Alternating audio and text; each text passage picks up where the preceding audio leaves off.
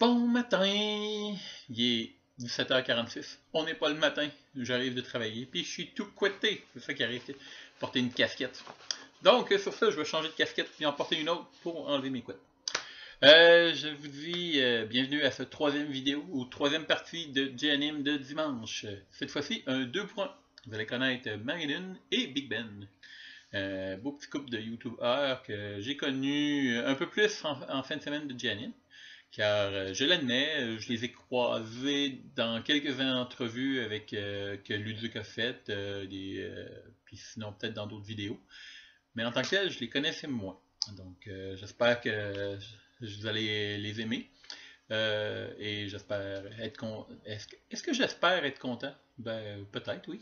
Donc, j'espère plutôt vous faire connaître deux nouvelles personnes. Donc, vous allez voir des petites questions que je leur ai posées, évidemment, toujours en rapport vers le montage vidéo, montage, des questions en rapport plus à ça.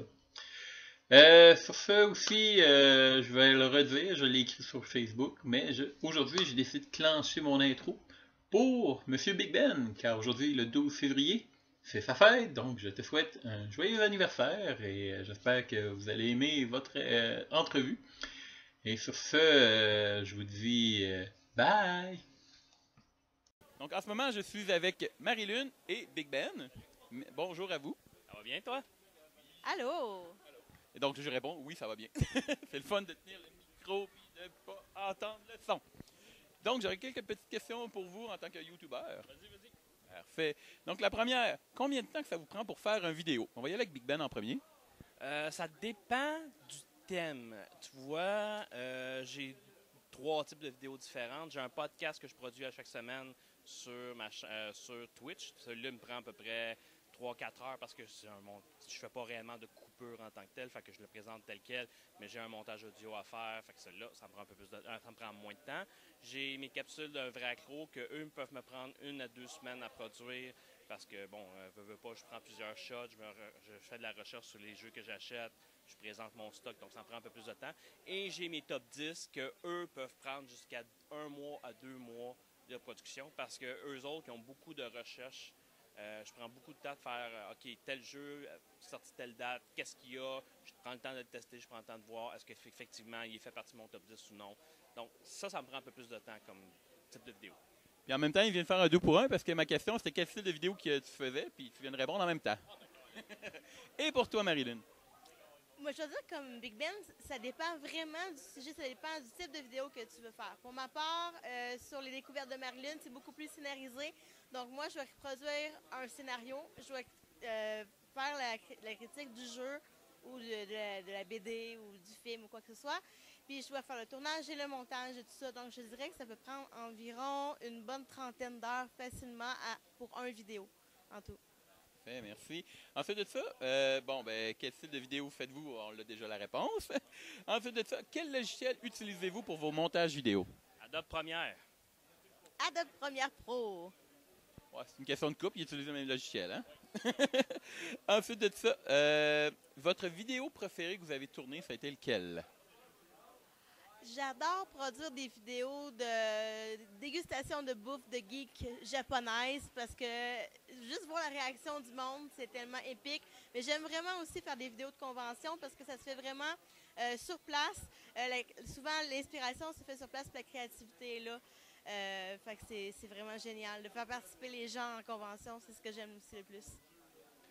Moi, je dirais, c'est pas mal mes top 10. Mes top 10, ça me donne j'ai beaucoup de temps de préparation. Je suis minutieux dans ces vidéos-là. Fait que quand je produis la vidéo, lorsque je la sors, je suis prêt, je suis confiant, c'est 100% ce que je voulais avoir. Puis c'est pour ça que ça prend plus de temps. Veux pas, faut être minutieux dans ce type de vidéo-là, mais ça me fait triper parce que oui, je peux percevoir quelques erreurs dans mes autres vidéos, mais mes top 10, c'est réellement ce que je voulais avoir à la fin. Bien, merci. Ensuite de ça, on va y aller encore avec le côté positif. Votre plus belle expérience côté YouTuber?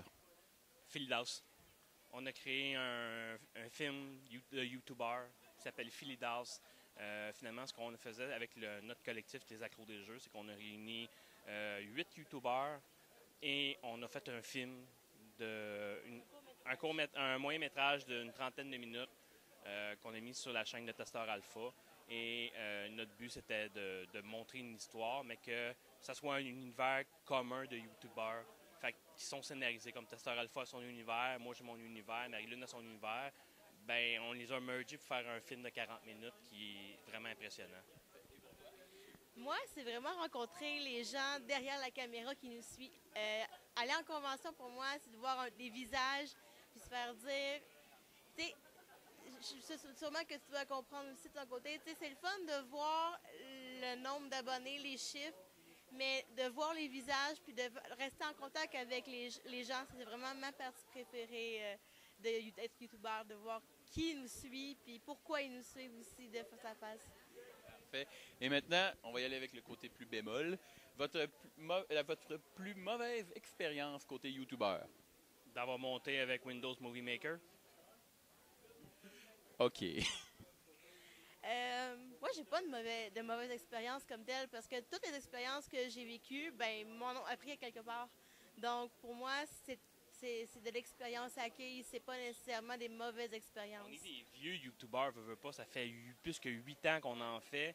Puis, tu sais, à cette heure, on trouve plein de choses, comment faire pour devenir un bon youtubeur. Mais quand on a commencé, il n'y avait rien. S'il n'existait pas, il n'y avait pas de guide. Fait que nous, là, on apprenait sur le tas. Quelqu'un nous disait, utilise tel logiciel, comment tu le fais? Ah, je sais pas, fais-le toi-même.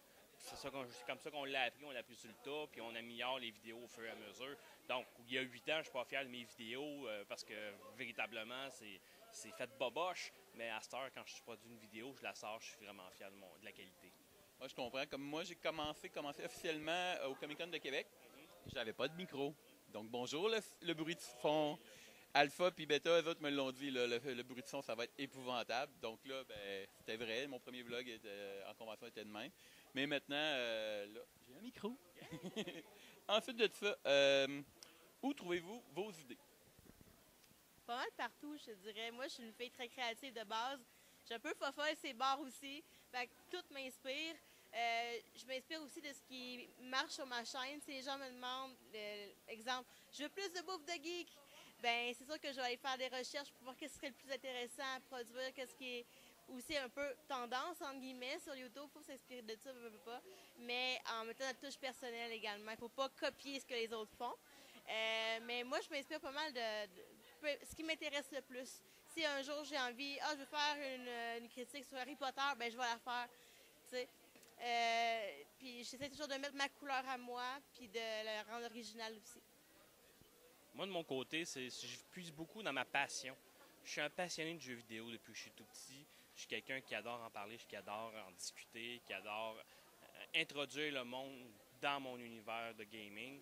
Puis pour moi, c'est naturel de faire des vidéos parce que j'étais de même de base. J'étais quelqu'un qui, quand je travaillais dans les clubs vidéo, je travaillais dans les magasins de jeux vidéo, ben j'étais le premier à servir les gens et à expliquer le monde dans lequel le jeu qui allait se retrouver. Puis les gens capotaient, les gens aimaient ça, voir, OK, cet univers-là, c'est comme ça, tu l'as vécu, toi, mais j'arrivais toujours viler à ta propre manière. Fait que j'introduis mon monde dans mon monde, mais en même temps, je les laisse vivre la passion qui m'habite, puis je leur laisse décider qu'est-ce qu'ils en pensent. C'est cool, ça. Ensuite de ça, est-ce que ça vous prend beaucoup... est-ce que vous vous préparez beaucoup d'avance quand vous tournez? Comme là, toi, je sais que tu as des capsules que tu fais live, que tu n'as aucun montage, mais les autres, en général... En général, oui, j'ai toujours de la préparation. J'ai toujours au moins un temps de recherche sur chacun de mes produits que je sors. Comme je disais plus tôt, quand je fais un vrai accro, qui est ma chronique de présentation d'achat de jeu, ben c'est sûr que je fais un petit background, je joue un peu au jeu, je fais des recherches, je fais voir un peu qu'est-ce que je peux parler sur ce jeu-là rapidement, sans pour autant étirer la sauce. Mais oui, il y a toujours un temps de préparation. Autant que mon top 10, que lui, ben il peut me prendre jusqu'à 2-3 mois à production, justement pour avoir mon top 10 que je veux. Moi, je dirais que pour certaines vidéos, oui, j'ai pas le choix. Surtout pour des critiques de jeux vidéo, il faut que je fasse mes recherches, j'ai pas le choix. Mais comme je l'ai dit tout à l'heure, en convention, c'est vraiment sur le tas ce qui m'inspire. Si je vois Bob Lennon est là, je vais essayer d'aller le voir pour faire une vidéo avec lui. Ben, c'est surtout sur le tas. C'est sûr que quand on est média ici comme en convention, on fait nos recherches, on va voir un peu ce que les gens ont fait auparavant pour essayer de s'inspirer le plus possible. Mais en général, oui, une bonne préparation, c'est très important selon moi. Parfait. Et ma petite dernière question. Votre YouTuber préféré? C'est tough, ça! Elle est méchante, celle-là, parce qu'on en connaît beaucoup des youtubeurs, surtout les youtubeurs québécois. J'en ai pas juste un, moi. Oh mon Dieu. Pour... Celui que t'écoutes le plus souvent. Oh mon Dieu. Celui que t'écoutes le plus souvent. Hein, dans tes amis, lequel? J'en écoute beaucoup, malheureusement. Pour vrai, j'en écoute vraiment beaucoup. Tu veux que tu nommes quelqu'un en particulier? Dis-les. Moi, je dis que c'est PL Cloutier. Ah, tu l'écoutes souvent. Moi aussi, je l'écoute et je l'adore. Ben oui, je l'aime beaucoup. J'aime son côté coloré et tout, mais c'est pas nécessairement une inspiration comme telle. Tu sais, je vais toujours encourager les youtubeurs québécois. C'est un de mes modos. Je dirais que moi, je m'inspire beaucoup de youtubeurs qui sont anglophones. Une qui m'a beaucoup inspirée dans mes débuts, c'est Ingrid Nilsson. J'ai beaucoup et c'est son côté, sa personnalité qui me rejoignait le plus. Sinon, côté québécois, qui m'aurait m'inspiré? C'est sûr que notre collègue Tessor Alpha m'inspire beaucoup par sa rigueur, puis par ce qu'il dégage aussi. Mais sinon, ça ne vient pas sur le coup. Il y en a tellement qui m'inspirent que je peux pas dire exactement. Et pour toi? All time, c'est quelqu'un qui est décédé récemment, qui a quelques années, c'est Drew Wario. Drew Wario, je l'écoutais à chaque fois qu'il y avait une nouvelle critique qui sortait, je l'écoutais. C'est un gars qui avait un sourire, qui avait tellement une belle énergie dans ses vidéos, que ça en est inspirant, que c'est quelque chose que tu écoutais sa vidéo puis ça faisait feel good, là. Tu te sentais bien quand tu l'écoutais. Mais je peux dire qu'en ce moment, ce que j'écoute le plus, c'est un Français qui est au Japon. La channel s'appelle Ici Japon. C'est un gars qui fait des présentations, mettons, il prend 10 000 yens, puis il part magasiner dans la ville, puis tu le vois suivre, tu le vois faire ses conneries, il niaise, autant qu'il fait des petites références, des typiques, mais il est toujours sympathique, il fait toujours des belles présentations, puis il donne le goût de voyager. En ce moment, je te dirais, Drew Wario, ça reste mon préféré of all time, mais en ce moment, ce que j'écoute le plus, c'est Ici Japon. Bon, mais je vous remercie à tous les deux. Merci à toi. Merci. Merci, Marilyn. Puis, vous allez voir en bas dans mes commentaires les liens de leur page, pas leur page, mais leur lien YouTube pour pouvoir les suivre. Merci. Donc, ça conclut mon 3e vidéo. J'espère que vous allez aller voir leur chaîne et j'espère vous avoir fait découvrir des nouveaux youtubeurs encore. Donc, comme Marilyn le montrait et comme je le disais, juste en bas, là, vous allez voir les liens de leur page YouTube. Et sur ce, je vous dis bye! Petit PS. Je me suis décidé d'aller écouter les 3 filets d'as, les 3 épisodes des filets d'as que Ben a parlé. Il est sérieux, c'était vraiment cool. Alpha,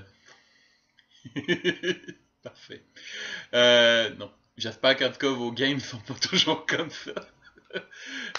Donc sur ce, je vais mettre aussi le lien des 3 épisodes de Filet d'As parce que je trouve que c'est vraiment le cool d'un épisode comme ça de recouper plusieurs youtubeurs puis justement en ce moment je fais du RPG puis c'était parfait. Question, j'ai pas lu les commentaires rien mais c'est un jeu qui existe pour de vrai. Donc bye!